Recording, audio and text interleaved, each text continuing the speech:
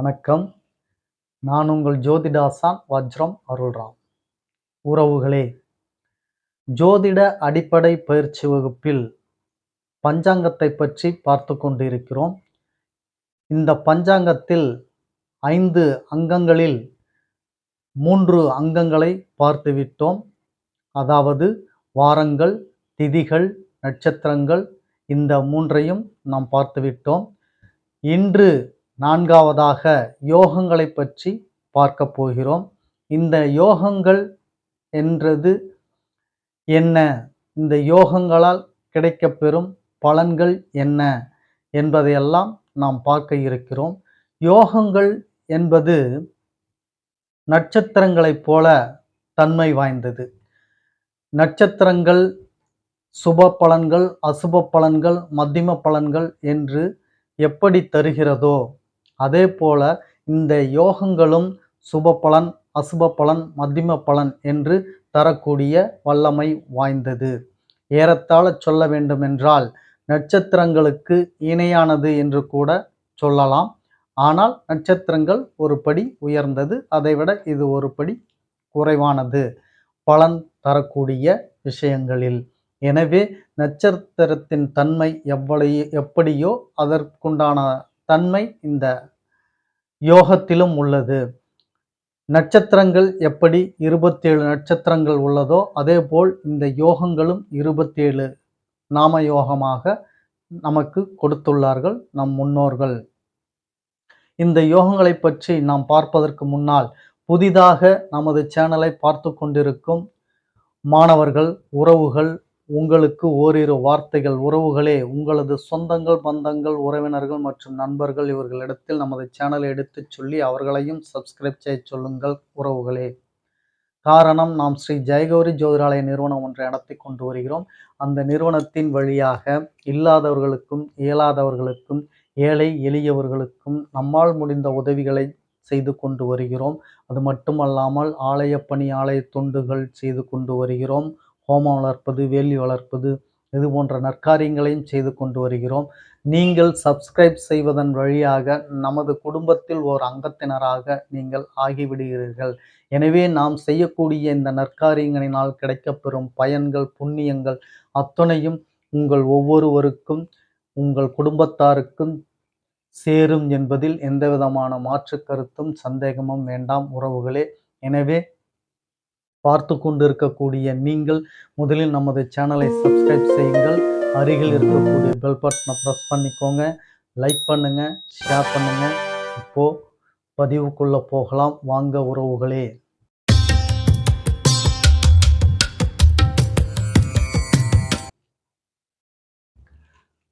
உறவுகளே, இந்த யோகங்கள் என்பது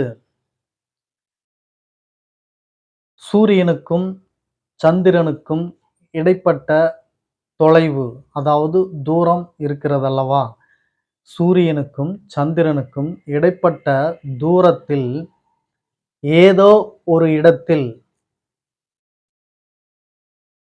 சூரியனுக்கும் சந்திரனுக்கும் இடைப்பட்ட தூரத்தை கூட்டினீர்கள் என்றால் சரியாக வரக்கூடிய அந்த இடத்திற்கு பெயர்தான் இந்த யோகம் என்னும் சொல்லக்கூடிய நாம யோகங்களை ஜோதிட நிபுணர்கள், வல்லுநர்கள் சாஸ்திரத்தில் குறித்து கொடுத்துள்ளனர்.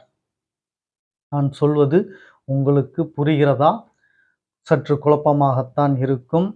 நன்கு கவனியுங்கள். சூரியனுக்கும் சந்திரனுக்கும் உள்ள தூரத்தில் ஒரு குறிப்பிட்ட இடத்தில், அதாவது சூரியனுக்கும் சந்திரனுக்கும் சென்ட்ரல அப்படின்னு வச்சுக்கோங்க, ஒரு 50 கிலோமீட்டர் தூரம் சூரியனுக்கும் சந்திரனுக்கும் இருக்கிறது என்றால் அதில் நடுப்பகுதியில் 25 கிலோமீட்டர் இந்த புறம் சந்திரன், 25 கிலோமீட்டர் அந்த புறம் சூரியன், இரண்டையும் கூட்டினால் 50 கிலோமீட்டர் சரியாக உள்ளது என்று சொல்லக்கூடிய அந்த நடு மையப்புள்ளி தான் யோகம் என்று ஜோதிட சாஸ்திரம் சொல்லுகிறது. பொதுவாக சூரியனை கோள்கள் நீள்வட்ட பாதையில் சுற்றி கொண்டு வருகின்றன என்பதை நீங்கள் உணர்ந்திருப்பீர்கள், அறிந்திருப்பீர்கள். இவைகள் பொதுவாக நடுவில் இருக்கிறது என்று சொல்ல வேண்டியதானே ஐயா? ஏன் குறிப்பிட்ட சூரியனுக்கும் சந்திரனுக்கும் ஒரு குறிப்பிட்ட தூரத்தில் 2 அளவுகளையும் கூட்டும் பொழுது கிடைக்கப்பெறக்கூடிய இடம் யோகம் என்று சொல்கிறீர்கள். பொதுவாக நடுமைய புள்ளி சூரியனுக்கும் சந்திரனத்தின் நடுவில் இருக்கக்கூடியது யோகம் என்று சொல்லலாமே என்று நீங்கள் கேட்கலாம். இது போன்ற யோகங்கள் யோசனை வருகிறது என்றால் நீங்கள் நன்கு பாடத்தை கவனிக்கிறீர்கள் என்று அர்த்தம். ஏன் அப்படி சொல்ல முடியாது ஒரு குறிப்பிட்ட தூரத்தில் இருந்து என்று சொல்கிறார்கள் என்றால், சூரியனும் சந்திரனும் ஒரே நேர் வட்டப்பாதையில் சுற்றவில்லை, நீள்வட்ட பாதையில் சுற்றுகிறது. நம் எல்லோருக்கும் தெரிந்த விஷயம். அப்போ ஒரு பக்கம் ஒரு அளவும் மறுபக்கம் இன்னொரு அளவும் வரக்கூடிய நிலை மாறுகிறது அல்லவா? அதனால்தான் மையப்புள்ளியில் இருக்கக்கூடியது யோகம் என்று சொல்லக்கூடாது, அது தவறாகிவிடும். இதே அளவு அங்கும் இருந்தால் அது சொல்லலாம். ஆனால் அளவு நீள்வட்ட பாதையில் சுழலும் போது இங்கு ஒரு அளவு வரும், அங்கு ஒரு அளவு வரும். எனவே இது துல்லியமாக உங்களுக்கு அப்பொழுதே நம் ரிஷிமார்கள், முனிவர்கள் மெய்ஞானத்தால் கணக்கிட்டு இதை சொல்லியுள்ளார்கள். இப்பொழுது உங்களுக்கு நன்கு புரிந்திருக்கும்.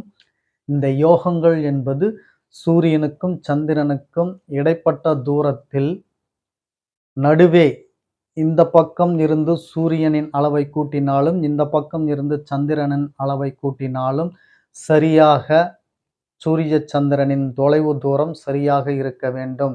அந்த மையப்புள்ளிக்கு தான் யோகம் என்று பெயர். இந்த யோகங்கள் நட்சத்திரங்களைப் போல 27 யோகங்கள். இந்த 27 யோகங்கள் என்னென்ன என்று பார்த்தீர்கள் என்றால், விஸ்கம்பம், பிருத்தி, ஆயுஷ்மான், சோபம், சௌபாக்கியம், சோபனம், அதிகண்டம், சுகர்மம், திருதியை, சூலம், கண்டம், விருத்தி, துருவம், வியாகாதம், ஹர்ஜனம், வஜ்ரம், சித்தி, வியாதிபாதம், வரியான், பரிகம், சிவம், சித்தம், சாத்தியம், சுபம், சுப்ரமம், பிராமியம், ஐந்திரம், வைத்திருதி என்று சொல்லக்கூடிய 27 யோகங்கள். இதை நாம யோகங்கள் என்று சொல்வார்கள். இந்த 27 நாம யோகங்கள் உங்களுக்கு சுபத்துவம் வாய்ந்ததாகவும் இருக்கிறது, அசுபத்துவம் வாய்ந்ததாகவும் இருக்கிறது. சுபத்துவம் வாய்ந்த யோகங்களை சுப நாட்களுக்கு பயன்படுத்தி கொள்ளலாம். அசுபத்துவம் வாய்ந்த நாம யோகங்களை தவிர்ப்பது நல்லது. அசுபத்துவம் வாய்ந்த நாம யோகங்களை நீங்கள் சுப காரியங்களுக்கு பயன்படுத்தினீர்கள் என்றால் நான் முன்பு சொன்னது போல் விபரீதங்கள் நடக்கும், காரிய தடை நடக்கும், அல்லது பிரச்சனைகள், கைகலப்புகள் இப்படி எல்லாம் நடப்பதற்குண்டான வாய்ப்புகள் இருக்கிறது. இதை யூகித்துதான் நம் ரிஷிமார்கள், முனிவர்கள் சுபம் வேறாக அசுபம் வேறாக பிரித்து, அசுபத்தில் எதுவும் செய்யக்கூடாது, சுபத்தில் சுப காரியங்கள் எந்த நிகழ்வுகள் வேண்டுமானாலும் செய்து கொள்ளலாம் என்று நம் ரிஷிமார்கள், முனிவர்கள் கொடுத்துள்ளனர். உறவுகளே, இந்த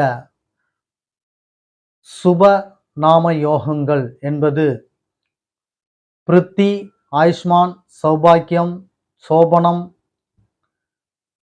சுகர்மம், திருதி,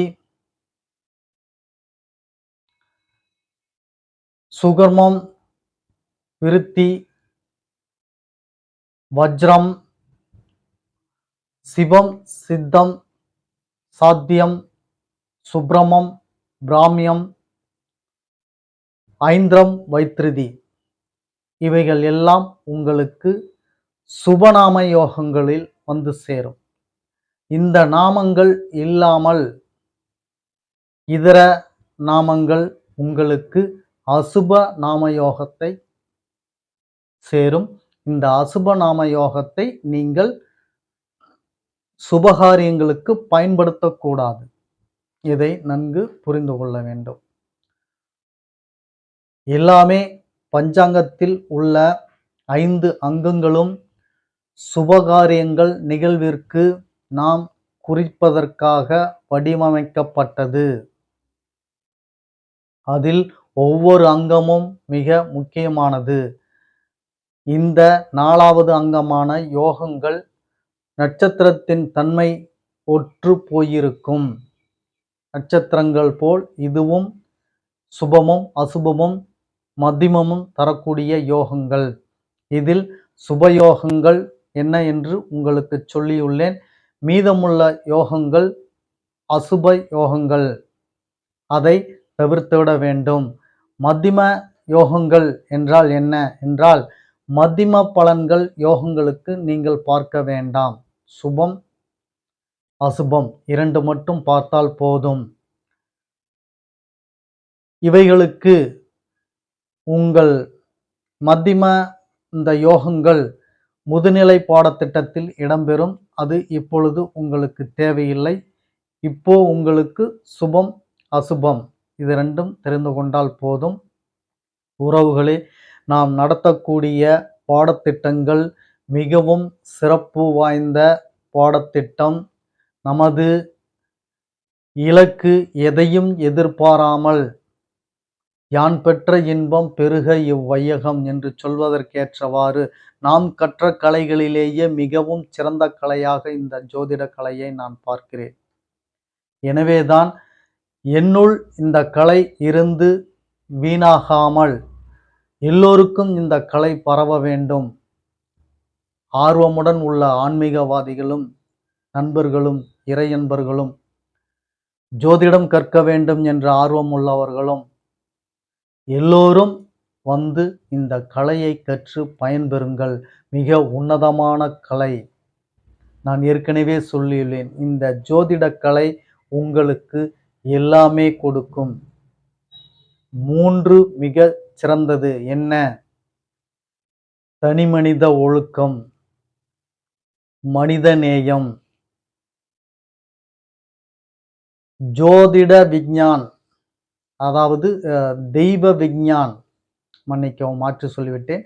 தெய்வ விஞ்ஞான் என்று சொல்லக்கூடிய பட்டம். தெய்வ விஞ்ஞான் என்றால் தெய்வத்துக்கு அடுத்த நிலையில் உள்ளவர்கள் நீங்கள். 2 பேர். ஒன்று அனுதினமும் இறைவனுக்கு தொண்டு செய்யக்கூடிய பிராமணர்கள், ஐயர்.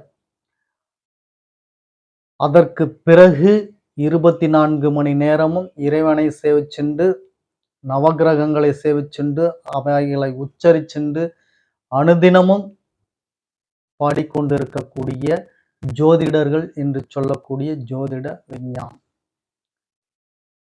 இதை தவிர இன்னும் வேறு என்ன உங்களுக்கு வேண்டும்?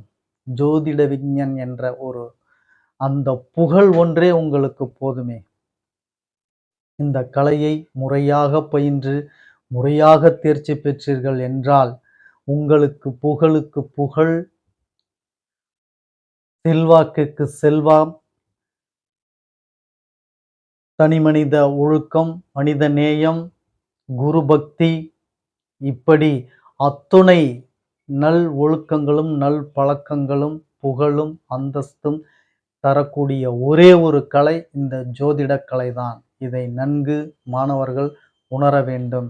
எனவே பாடத்திட்டத்தை கவனச்சிதறல் இல்லாமல் 1 முறைக்கு 2 முறை 3 முறை 4 முறை என்று நீங்கள் பார்த்து கேட்டு தெளிவு பெறுங்கள், மனனம் செய்யுங்கள். இந்த யோகங்கள் மிக சிறந்த வகுப்பு. நான் சொன்னதை நீங்கள் மீண்டும் மீண்டும் அதை போட்டு பார்த்து உங்கள் மனதுக்குள் பதிவு செய்து கொள்ளுங்கள். மீண்டும் அடுத்த பதிவில் உங்களை சந்திக்கும் வரை உங்களுக்கு நன்றி, வணக்கம் சொல்லிக்கிறேன் உறவுகளே.